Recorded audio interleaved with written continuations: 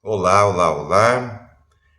Quero pensar um pouco no texto aqui que está em João, no capítulo 3, Evangelho segundo João, o irmão apóstolo João, capítulo 3, do 16 em diante. Diz assim a palavra de Deus: Porque Deus amou ao mundo de tal maneira que deu o seu Filho unigênito, para que todo o que nele crê não pereça, mas tenha a vida eterna.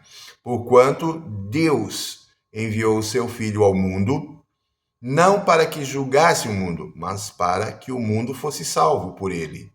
Quem nele crê, em Jesus Cristo, não é julgado. O que não crê em Jesus Cristo já está julgado, porquanto não crê no nome do único gerado Filho de Deus. O julgamento é este, que a luz veio ao mundo, e os homens amaram mais as trevas do que a luz, porque as suas obras eram más. Pois todo aquele que pratica o mal aborrece a luz, e não se chega para a luz, a fim de não serem questionadas as suas obras.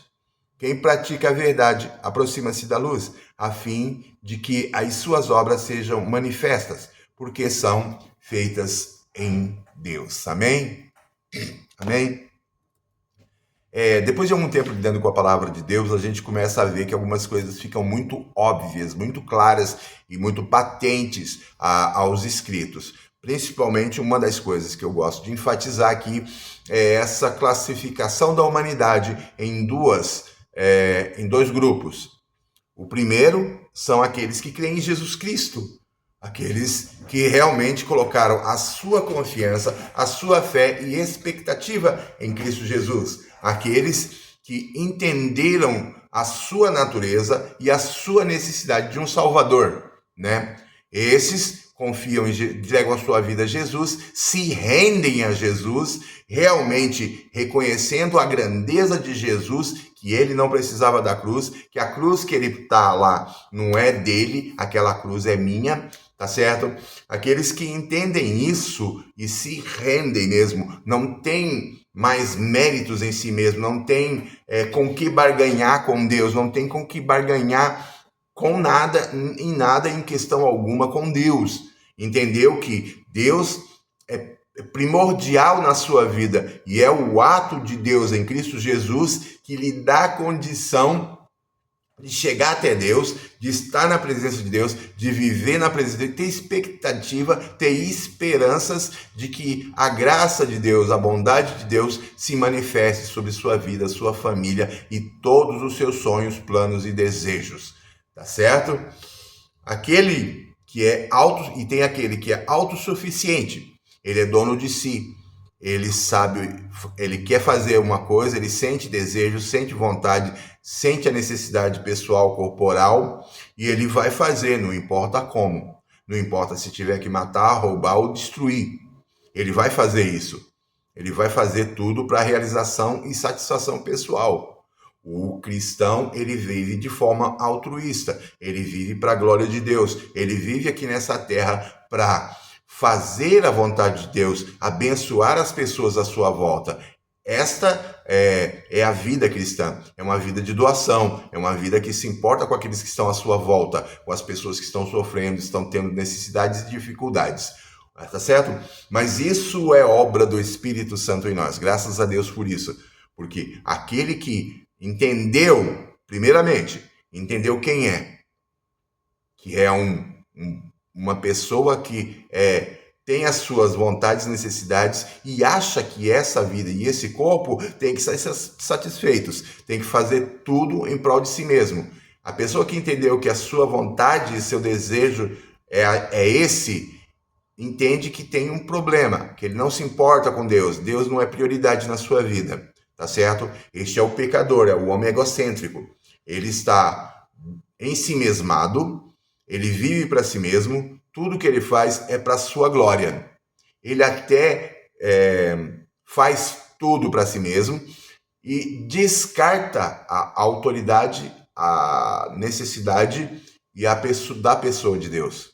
Este homem, ele acha que ele é dono de si mesmo. Eu acho que é o Salmo 10 que vai falar mais ou menos dessa pessoa. Ele faz de tudo, até contra, vamos dizer assim, faz tudo contra o próximo para sua própria satisfação. Aí ele rouba, mata, estupra, abusa sexualmente, abusa psicologicamente do próximo para tentar satisfazer um desejo, uma vontade pessoal. E esse homem, um dia, pela graça de Deus, pelo mover do Espírito Santo, pelo Espírito Santo convencendo ele do pecado, da justiça e do juízo, esse homem, graças a Deus, um dia ele cai em si. Ele entende a sua natureza devassa, a sua natureza contrária à vontade de Deus, em oposição, inimiga de Deus. E aí ele entende que Deus, em Cristo Jesus, lhe ofereceu algo que ele não pode conquistar, que ele não pode merecer, que ele não pode fazer por si mesmo, mas que Jesus realizou na cruz do Calvário, que é a reconciliação com o Criador, com Deus, o Pai Todo-Poderoso. Nesse momento, essa pessoa se reconhece, né? E é obra do Espírito Santo mesmo. Você vai ver que Paulo, depois de algum tempo andando com Cristo, andando com Deus, pregando nas igrejas, estudando a palavra, Paulo vai entender um negócio. Ele diz assim, dos pecadores, ele está falando de N coisas, mas ele fala assim, dos pecadores, do qual eu sou o principal. Tá? Ao contrário, muito ao contrário dos homens hoje que batem no peito, porque eu sou santo, eu faço e aconteço, Deus revela através de mim, Deus opera a reconciliação, eu faço a reconciliação, na verdade ele não usa Deus, né? Eu faço a reconciliação dos casais, eu opero milagres. Ele descarta Deus, ele é egocêntrico. Ele é egocêntrico, ele acha que o poder está nele porque ele merece, porque ele é bom, porque ele é bonito, porque ele é alguma coisa em si mesmo. E não dá glória a Deus. Reconhecendo que quem opera é Deus pela sua misericórdia, é Deus pela sua graça, é Deus pelo seu poder, pelo seu mover, pelo seu infinito amor. É Deus. Não adianta. Tá? Eu digo sempre, pessoal, você não escolheu nascer, não escolhe envelhecer e não vai escolher morrer. Mas isso vai acontecer. Isso aconteceu, acontece e acontecerá. Tá certo? É questão de tempo. Mas entenda, então, no texto todo a gente vê que existe essa divisão. Os salvos em Cristo, que são pessoas que se reconhecem que são más, que sabe que tem a maldade no seu gene, na sua identidade, no seu DNA, mas são pessoas que se renderam a Jesus, entregaram todo o controle da sua vida a Jesus Cristo, reconhecendo Ele como autoridade, reconhecendo Ele como o Salvador, o único e suficiente Salvador, reconhecendo em Jesus Cristo o poder de Deus para a salvação da sua vida e sua alma, para a garantia da sua eternidade. Num lugar bom, né? Num lugar bom.